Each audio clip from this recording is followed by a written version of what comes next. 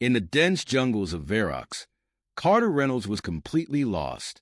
His spacecraft had suffered critical damage during an asteroid storm, forcing an emergency landing on the uncharted planet. With only his emergency kit and a damaged communicator, he trekked through the undergrowth, hoping to find a high point to signal his fleet. The air was thick with the buzz of alien insects and the cries of unseen creatures. Giant ferns and towering trees painted a backdrop of endless green, a stark contrast to the sterile environment of his ship. As he pushed through a particularly tough vine, Carter stumbled upon a natural clearing. His heart froze. Not far from him, the ground shook with the steps of two enormous figures. The giantesses stood at least 30 feet tall, with long, muscular legs that moved gracefully through the clearing. Their skin was an amalgamation of earthy tones that shifted with the sunlight, and their hair fell in wild, tangled masses that seemed alive with streaks of vibrant colors. They wore garments made from the foliage around them, which blended seamlessly into their surroundings. As they turned their gazes upon him, Carter's initial fear told him that he was their prey. However, their expressions were not of hunger but of curiosity. They spoke to each other in deep, resonant tones that vibrated through the air, a language that was completely unfamiliar to Carter. When they approached, he instinctively reached for his utility belt, only to grasp at empty air. His blaster had been lost in the crash. Instead of attacking, one of the giantesses crouched down to bring her face closer to his level. Her eyes were a vivid shade of green, almost glowing with an inner light, and her expression was one of gentle scrutiny. She extended a hand, not in a gesture of threat, but open and palm upward, inviting. Carter hesitated, then placed his hand lightly atop hers. Her skin was warm and surprisingly smooth, with a gentle firmness. She encouraged him to follow, leading him away from the clearing. Despite his apprehension, Carter found himself walking alongside the giantesses as they navigated effortlessly through the jungle. They reached a structure that was nothing short of an architectural marvel. Built high among the massive trees, it was a network of bridges and platforms, all crafted from the natural materials of the forest. The giantesses introduced him to their tribe, the Naley, with grand gestures. The tribe's reaction was a mix of excitement and caution, much like his own, over a meal of exotic fruits and vegetables. The Naley communicated with Carter using a combination of simple words he could understand and elaborate gestures. They explained that they were the guardians of the forest, living in symbiosis with the land that supported them. They were not carnivores as he had feared, but protectors, nurturing the life around them while defending it against those who would do harm. As the sun set, casting long shadows through the treetops, Carter felt a shift within him. These giantesses, these Naley, were not the monsters he had imagined. They were a new opportunity, a new connection in the vastness of the universe, and perhaps, just perhaps, his ticket to survival on this strange new world.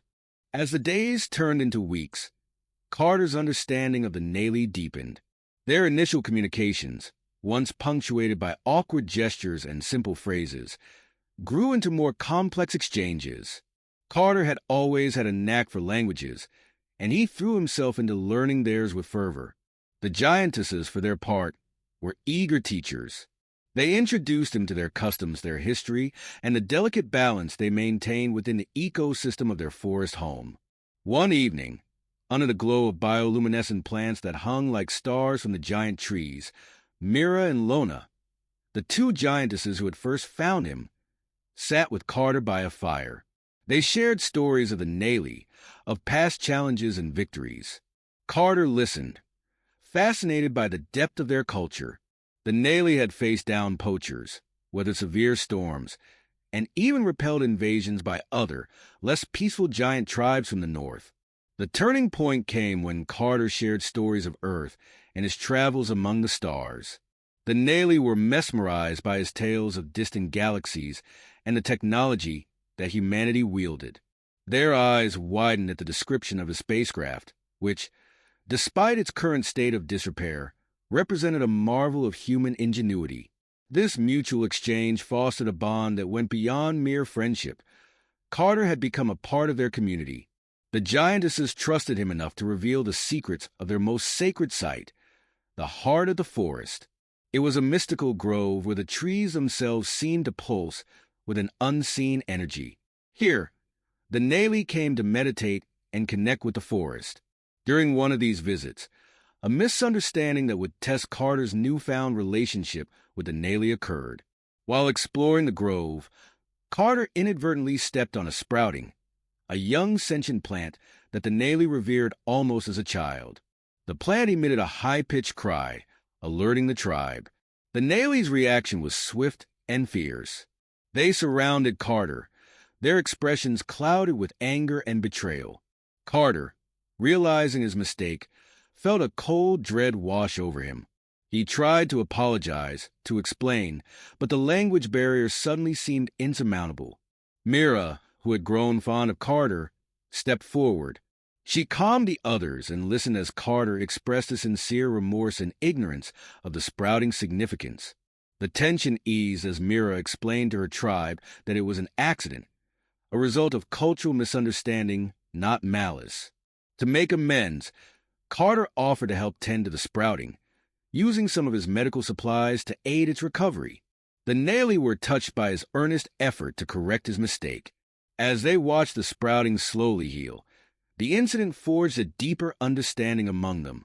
It highlighted the fragility of their coexistence, but also the strength of their willingness to forgive and learn from each other. This experience taught Carter a valuable lesson about the complexities of life among the Naley. It wasn't just about learning a language or sharing meals. It was about understanding and respecting a wholly different way of life. As he lay in his makeshift bed that night, listening to the symphony of the jungle, Carter realized how much he had come to cherish his place among the giantesses. The fear and confusion of his first days felt like a distant memory, replaced by a profound sense of belonging and a determination to help protect this extraordinary community. Life among the Naley had become a rhythm of learning and growth for Carter. Each day, he gained deeper insights into their ways and contributed ideas from his own world, blending technology with tradition. The Naley, in turn, showed him how to read the subtle signs of the jungle, from tracking the smallest insect to understanding the mood of the canopy based on wind patterns. However, the peace of the symbiotic existence was shattered one evening. The ground trembled, not with the familiar footfalls of the Naley, but with something far more sinister. A deep, guttural roar echoed through the trees, a sound that made even the bravest Naley warriors tense with alertness. The Gorloks, a creature of legend and terror, had come. Mira explained to Carter that the Gorloks was a behemoth that dwelt in the darkest part of the jungle, seldom seen but always feared. It was said to be a creature that could consume anything in its path, its hide impervious to the Naley's spears and arrows. Its arrival was an omen of disaster, for it only ventured near the village when driven by desperate hunger or territorial aggression. The tribe quickly mobilized. Warriors painted in the colors of war clustered in strategic points around the village, their eyes sharp and weapons ready. Carter, with no weapon but his wits, felt a surge of fear yet also a resolve to help his new family. Drawing on his knowledge of Earth's military tactics, Carter suggested a plan that involved traps and diversionary tactics, using the village's layout to their advantage. The Naley were skeptical but intrigued enough to listen, their respect for Carter's ingenuity having grown over his time with them. As night fell, the Gorloks approached, its massive body pushing effortlessly through the dense jungle. Its eyes glowed with a predatory light as it sniffed the air, sensing the presence of the Naley and perhaps the unfamiliar scent of Carter. The battle was fierce and chaotic. Naley warriors leapt from the trees, striking with spears and ropes, trying to hamper the beast's movements. Carter, from a high platform, used a homemade catapult to launch bundles of fire-soaked rags, aiming for the Gorloks' eyes to blind it temporarily. The creature roared in frustration, thrashing against the burning pain, its massive tail sweeping trees aside like matchsticks. The turning point came when Lona, one of the more daring warriors, managed to loop a giant vine around one of the Gorloks' hind legs. With a coordinated pull from several Nali, the beast was momentarily brought to its knees, allowing others to target its underbelly, the only area not protected by its thick hide. Throughout the ordeal, Carter marveled at the bravery and coordination of the Nali. He helped where he could, patching up minor wounds and assisting in the reloading of primitive but effective weaponry. When the dawn broke, the Gorloks, weakened and wounded, finally retreated back into the depths of the jungle. The Nali were victorious, but the battle had taken its toll. The village was damaged, and several warriors were nursing serious injuries. The relief of survival was tempered by the realization of the vulnerability they had faced. In the aftermath, as they repaired and healed, the Nali celebrated Carter's role in the battle. His ideas and courage had helped save lives, weaving him ever deeper into the fabric of the tribe. Carter, for his part, felt a profound shift within himself. No longer did he see this as a temporary refuge. He had found a cause worth fighting for, a home among giants who had shown him that courage and community could come in any size. The victory over the Gorloks, though monumental, had revealed the vulnerability of the Nali village. In the light of day, the damage to their homes was apparent, and the physical and emotional scars ran deep. Carter saw the determination in the eyes of the Nali as they set about repairing their homes and defenses. It was clear that another attack could not be endured without significant improvements to their strategies and structures. Carter proposed a new plan, one that would use both his technological knowledge and the natural resources that were abundant in the jungle. He worked with the Nali engineers, a group that traditionally used simple but effective tools, to create designs for enhanced defensive mechanisms. These included pulley systems for quick evacuation to the treetops and traps that could be triggered from a distance. As they built, Carter taught them the principles of leverage and force multiplication, concepts that were new to the Nali but which they grasped quickly. The giantesses, with their innate strength, were able to implement these ideas on a scale that Carter could never have managed alone. They fortified their tree houses with woven vines that had a flexibility and strength superior to any synthetic material Carter had used back on Earth. During this time of rebuilding, the Nali also trained more intensely in combat. Carter, with no expertise in traditional combat, used his simulation software to analyze and suggest improvements in their techniques. Mira, Lona, and other warriors adapted their strategies to incorporate evasion and ambush tactics, making use of the three-dimensional battlefield offered by their arboreal home. One day, as they were testing a new trap, a scout rushed into the village, breathless with news. Another creature, possibly attracted by the scent of the previous battle, was approaching the village. This time, however, the Nali were better prepared, and the atmosphere was one of controlled urgency rather than panic. As the creature, a massive, serpentine beast with scales that reflected the jungle's hues, slithered into the clearing, the Nali activated their traps. Nets, hidden among the leaves, ensnared the beast as it entered the designated kill zone. Carter and the Nali warriors launched their assault with precision, targeting the beast's underbelly and eyes.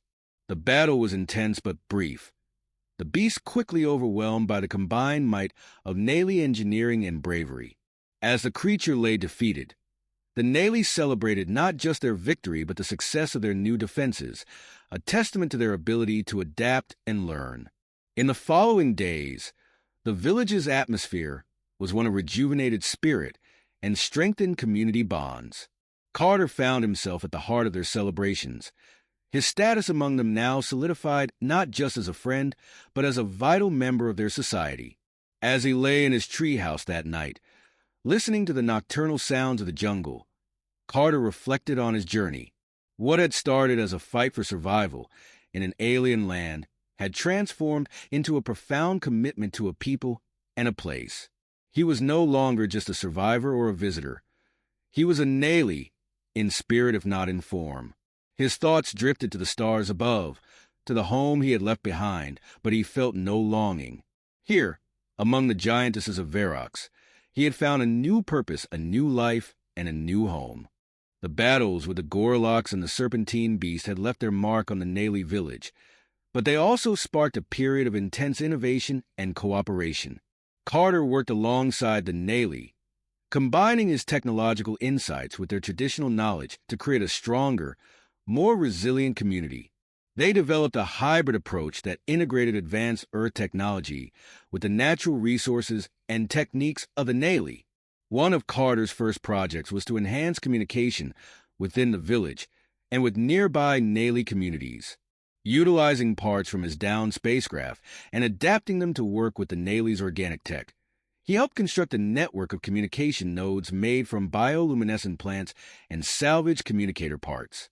These nodes could carry messages across vast distances, ensuring that any threats could be reported and responded to swiftly.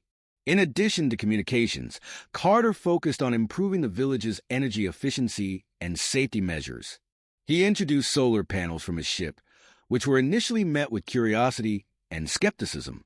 However, once the Navy saw their effectiveness, they were eager to learn how they worked and how they could be woven into their existing energy practices, which primarily involved bioluminescent plants and some rudimentary hydrodynamic systems. The rebuilding process also involved enhancing the structural integrity of their homes. The Navy traditionally built with wood, vines, and other natural materials, which blended perfectly with the environment, but had proven vulnerable during the attacks. Carter introduced them to new building techniques that included reinforcing structures with a lattice of lightweight metal alloys from his ship. This metal was woven into the wood at critical points to create a framework that was both stronger against attacks and still harmonious with the Navy aesthetic. During this time, Carter grew particularly close to a Navy engineer named Tila, who shared his passion for innovation and problem-solving. Tila was fascinated by Earth's technology, and her insight into Navy materials and construction techniques was invaluable.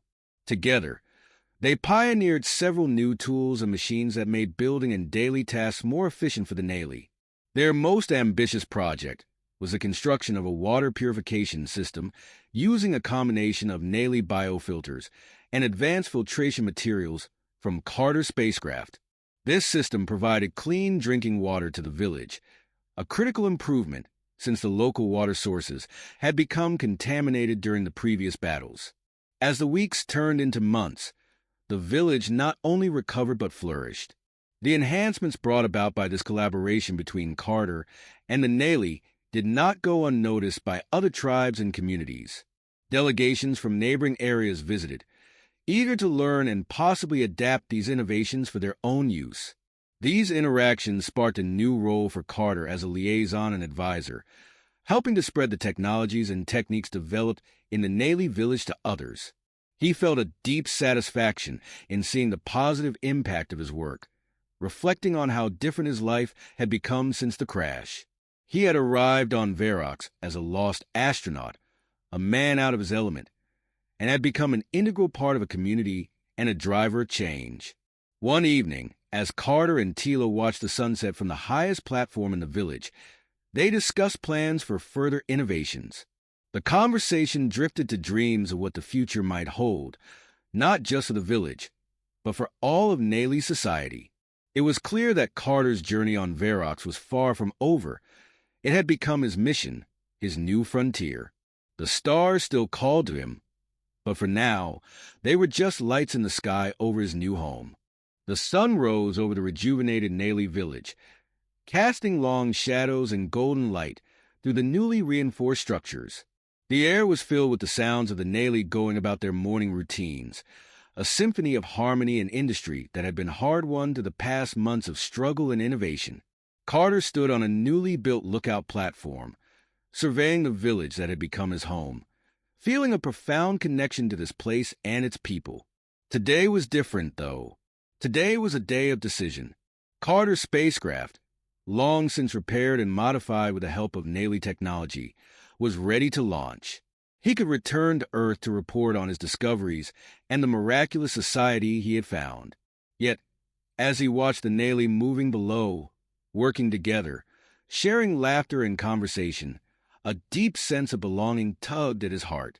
Carter was torn. He thought of Earth, of the family and friends he had left behind. He had been presumed lost, he knew, His return would be celebrated. He would be a hero, the man who survived against all odds. But here, among the Naley, he had found more than survival. He had discovered a new way of life, a new purpose. He had changed, shaped by the customs, struggles, and love of the Naley. As the morning progressed, the Naley gathered around Carter. They knew of his dilemma, having sensed his unrest. Mira and Lona, the giantesses who had first found him, now stood beside him, their presence a comforting weight. Tila, with her sharp mind and warm eyes, joined them, her hand reaching out to squeeze his. "You have taught us much, Carter," Mira said in her booming voice, her command of English now fluent. "But you have also learned. Is your journey here complete?" Carter looked around at the faces of the Naley, each one showing a mix of gratitude and concern. He thought of the projects underway, the potential for further growth, the plans he still wanted to see to fruition. Then, his gaze fell on the spacecraft, sleek and silent, waiting. "I came here as a stranger," Carter began, his voice steady, "and you welcomed me. You saved me, not from the wilderness, but from isolation. My journey isn't complete. It's just taken a new path." Tila smiled, her eyes bright with unshed tears. "So, you will stay?" "Yes," Carter affirmed, his decision firm. "My place is here now, helping to build, learn, and grow together. There's still so much we can achieve." The crowd erupted in cheers, the sound echoing through the treetops. The decision made, Carter felt a weight lift from his shoulders. He wasn't leaving a world behind. He was embracing the world he was meant to be part of. The launch was repurposed as a symbol of their advancement, the spacecraft sent unmanned, carrying reports, data, and samples back to Earth. It was a beacon of what the Naley and a human could achieve together, a promise for potential future interactions between their worlds. As the spacecraft soared into the sky, a bright speck against the vast blue, Carter felt his heart swell with pride and joy. Beside him, the Naley watched, their faces upturned, not in farewell to the ship, but in welcome to a new era. The sun climbed higher, its light spilling over a village that thrummed with life and possibility. Here, on Verox, amidst its towering protectors and gentle giants, Carter had found his new frontier, his home. Here, he was no longer a castaway but a bridge between worlds, a man who had looked into the face of the unknown and found family staring back.